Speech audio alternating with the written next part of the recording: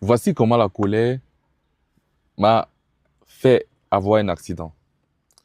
Un soir, je sortais du garage parce que je devais voyager la nuit, prendre la route la nuit pour aller au village. Et pendant que nous étions en train de rouler, il y a un automobiliste qui était derrière moi. Et il est passé sur ma gauche et il a pris ma place en fait. Il s'est placé devant moi, il voulait s'insérer sur la ligne où j'étais. Et en forçant, je me suis dit, mais en fait, quel est ce chauffeur qui ne peut pas attendre? Spontanément, comme ça, je me suis mis en colère. Quand je me suis mis en colère maintenant, en voulant essayer de faire le bras de fer avec lui, mon, mon, mon pot de phare a cogné sur son pare-choc arrière et mon pot de phare s'est cassé. Bah, je pouvais pas me plaindre parce que c'était moi qui étais en tort. J'avais laissé la colère me pousser à vouloir reprendre ma place et j'ai perdu le pot de phare. Et il a fallu que je dépense pratiquement 15 000 pour acheter un nouveau pot de phare à cause de la colère. Dans ma vie, l'un de mes plus grands défauts était la colère. J'étais un colérique.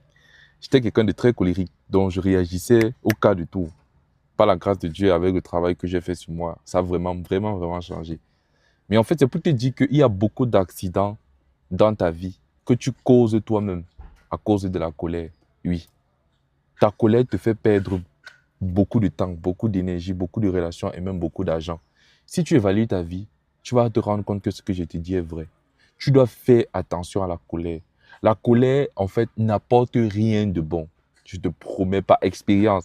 Après avoir vécu même pendant 20 ans dans la colère, je me suis rendu compte que la colère n'apporte rien de bon. Mieux vaut, dans toutes circonstances, agir par douceur qu'agir par la colère. Parce que la colère consomme plus d'énergie que n'importe quoi.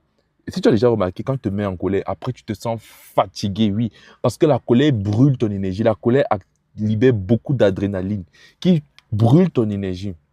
La colère vole ta paix intérieure.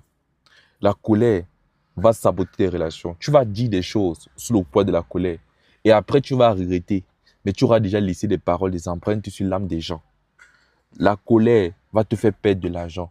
Parce qu'il y a certaines décisions que tu vas prendre avec colère sans mesurer les conséquences ou l'impact. C'est pour ça que je vais te dire, en fait, fais attention à la colère. La colère est une mauvaise conseillère. Ne laisse pas la colère diriger ta vie, en fait. Ne laisse pas la colère prendre les décisions pour toi.